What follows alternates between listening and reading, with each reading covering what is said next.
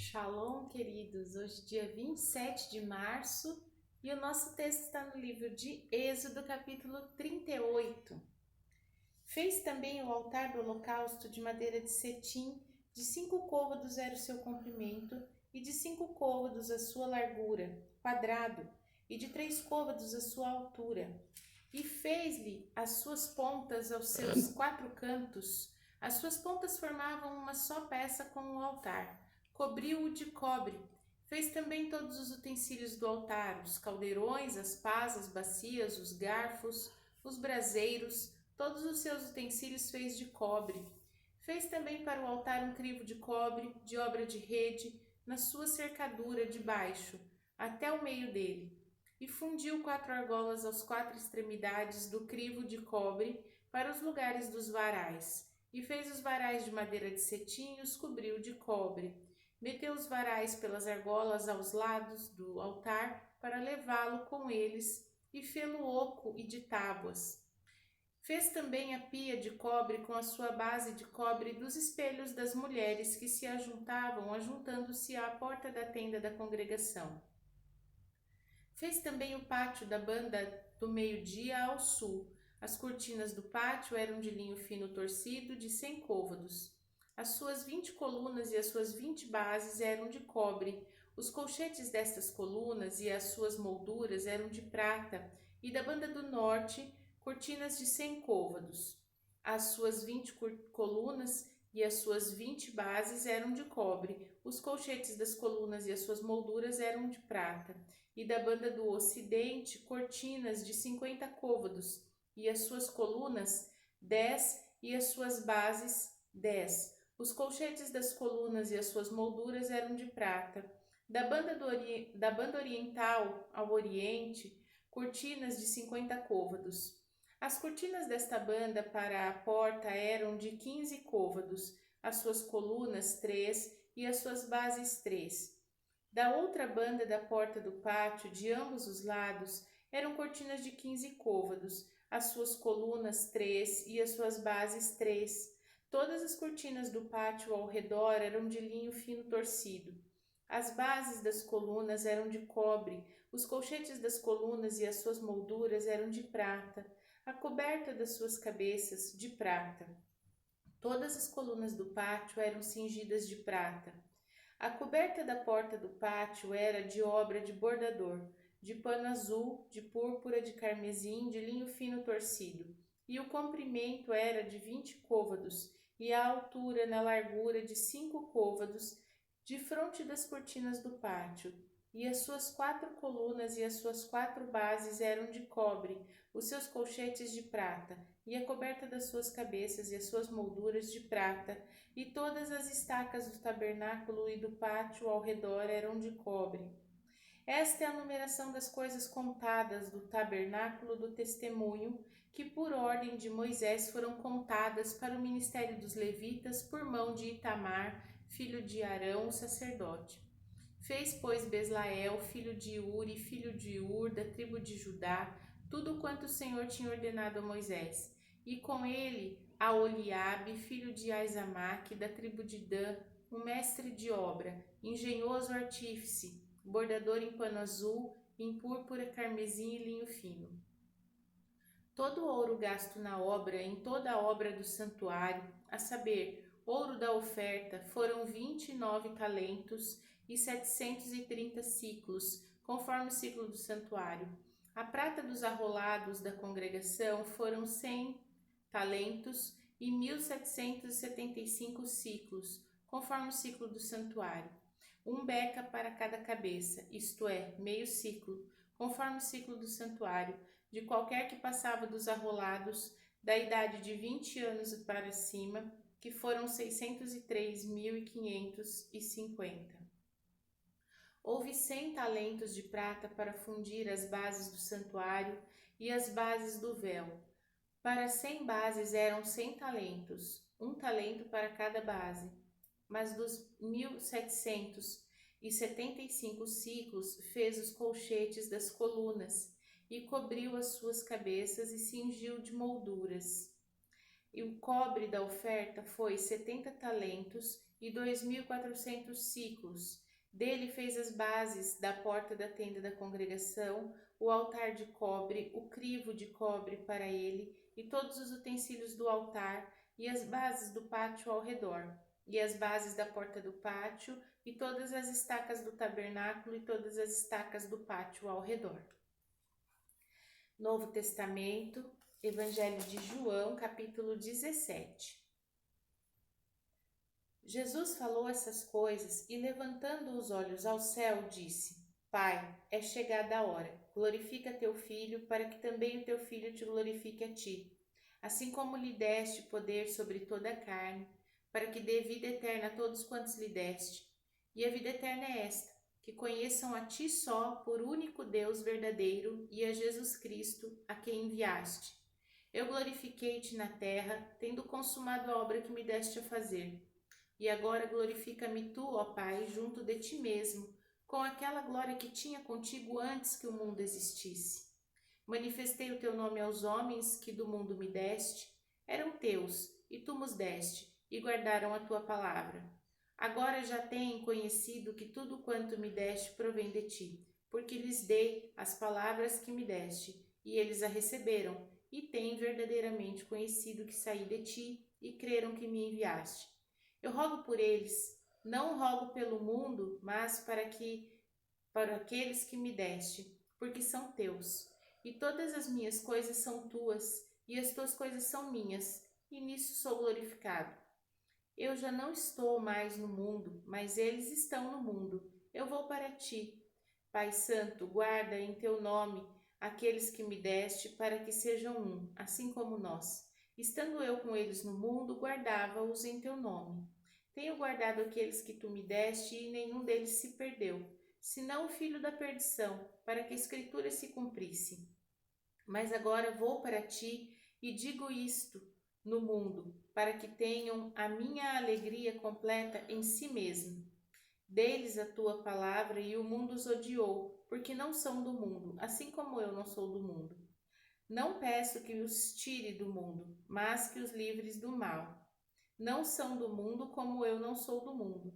Santifica-os na verdade. A tua palavra é a verdade. Assim como tu me enviaste ao mundo, também eu os enviei ao mundo. E por eles me santifico a mim mesmo, para que também eles sejam santificados na verdade. Eu não rogo somente por estes, mas também por aqueles que, pela sua palavra, hão de crer em mim, para que todos sejam um como tu, ó Pai, o és em mim e eu em ti, que também eles sejam um em nós, para que o mundo creia que tu me enviaste. Eu dei-lhes a glória que a mim me deste, para que sejam um como nós somos um. Eu neles e tu em mim, para que eles sejam perfeitos em unidade, e para que o mundo conheça que tu me enviaste a mim e que tens amado a eles como me tens amado a mim. Pai, aqueles que me deste, quero que, onde eu estiver, também eles estejam comigo, para que vejam a minha glória que me deste, porque tu me has amado antes da criação do mundo. Pai justo, o mundo não te conheceu, mas eu te conheci, e estes conheceram que tu me enviaste a mim. Eu lhes fiz conhecer o teu nome e lhe farei conhecer mais, para que o amor com que me tens amado esteja neles, e eu neles esteja. Velho Testamento, livro de Provérbios, no capítulo 14.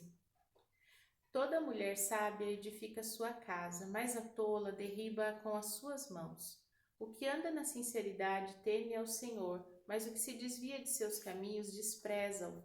Na boca do tolo está a vara da soberba, mas os lábios do sábio preservá-lo-ão. Não havendo bois, o celeiro fica limpo, mas pela força do boi há abundância de colheitas. A testemunha verdadeira não mentirá, mas a testemunha falsa se desboca em mentiras. O escarnecedor busca sabedoria e não a acha, mas para o prudente o conhecimento é fácil. Vai-te à presença do homem insensato, e nele não divisarás os lábios do conhecimento. A sabedoria do prudente é entender o seu caminho, mas a estultícia dos tolos é enganar. Os loucos zombam do pecado, mas entre os retos há boa vontade. O coração conhece a sua própria amargura e estranho não se entremeterá na sua alegria. A casa dos ímpios se desfará, mas a tenda dos retos florescerá. Há caminho que ao homem parece direito, mas o fim deles são os caminhos da morte. Até no riso terá a dor o coração, e o fim da alegria é a tristeza. Dos seus caminhos se fartará o infiel de coração, mas o homem bom se fartará de si mesmo. O simples dá crédito a cada palavra, mas o prudente atenta para os seus passos. O sábio teme e desvia-se do mal, mas o tolo encoleriza-se e dá-se por seguro. O que presto se ira fará doidices, e o homem de más imaginações será aborrecido. Os simples herdarão a estultícia, mas os prudentes se coroarão de conhecimento. Os maus inclinam-se perante a face dos bons, e os ímpios diante das portas do justo. O pobre é aborrecido até do companheiro, mas os amigos dos ricos são muitos. O que despreza o seu companheiro peca, mas o que se compadece dos humildes é bem-aventurado. Porventura não erram os que praticam o mal, mas beneficência e fidelidade haverá para os que praticam o bem. Em todo trabalho há proveito, mas a palavra dos lábios só encaminha para a pobreza. A coroa dos sábios é a sua riqueza e a estultícia dos tolos é só estultícia. A testemunha verdadeira livra as almas, mas o que se desboca em mentiras é enganador. No temor do Senhor há firme confiança, e ele será um refúgio para os seus filhos. O temor do Senhor é uma fonte de vida para preservar dos laços da morte. Na multidão do povo está a magnificência do rei, mas na falta de povo a perturbação do príncipe. O longânimo é grande em entendimento, mas de ânimo precipitado exalta a loucura. O coração com saúde é a vida da carne, mas a inveja é a podridão dos ossos. O que oprime ao pobre insulta aquele que o criou, mas o que se compadece do necessitado honra-o. Pela sua malícia será lançado fora o ímpio, mas o justo até na sua morte tem esperança. No coração do prudente repousa a sabedoria, mas o que há no interior dos tolos se conhece. A justiça exalta as nações, mas o pecado é o opróbrio dos povos. O rei tem seu contentamento no servo prudente, mas sobre o que procede indignamente cairá o seu furor. Amém? Nossos textos de hoje, então, Êxodo 38, nós vimos ali que tem muitos detalhes, né, ao longo dessas narrativas de Êxodo sobre os utensílios e toda a formatação ali do santuário, são muitos detalhes, mas nós podemos aprender que Deus tem um plano detalhado para nós. O Senhor pode, em todo tempo, nos dar detalhes de tudo aquilo que devemos fazer, como devemos proceder, de que maneira temos que levar a nossa vida. O problema é que muitas vezes nós não estamos dispostos, assim como Moisés, para receber esse modelo de ficarmos o tempo necessário na presença do Senhor para ouvir as suas orientações. E aí, volta e meia, nos sentimos perdidos. E ainda ao final do texto, ele traz uma espécie de inventário sobre todas as coisas que foram utilizadas para montar tudo aquilo, para fabricar tudo aquilo. E aí nós podemos aprender que de muito pouco se pode fazer uma grande obra. João, capítulo 17, é uma oração muito linda de Jesus e tem um momento que nós estamos nessa oração. De milênios nós estamos lá, quando Jesus diz assim que ele ora por aqueles que, por causa da palavra, um dia ainda iriam recebê-lo, iriam conhecê-lo. Então, se há milênios Jesus já estava intercedendo por mim e por você, por que ainda levamos a nossa vida nos preocupando com tão pouco, com as coisas deste mundo? Se o nosso melhor intercessor já está diante do Pai clamando pela nossa vida há tanto tempo. E Provérbios 14, no versículo 4, diz que não havendo boi, o celeiro fica limpo, mas pela força do boi há abundância de colheita. Ou seja, todas as coisas têm um preço. Todas as coisas há um ônus, né? Um custo em todas as coisas. Se não tivesse os bois, o celeiro ficaria limpo, mas como seria a colheita? Como seria a recompensa, né? Então, toda a adversidade é necessária para o nosso crescimento. Amém? Vamos orar? Pai Santo, bendito, fiel, justo, nós te agradecemos, te bendizemos pelo seu amor, pela sua bondade e a sua misericórdia. Clamamos a Ti, ó Pai, que nos ensine a ser diligentes em aprender do Senhor as coisas que tem planejado para a nossa vida.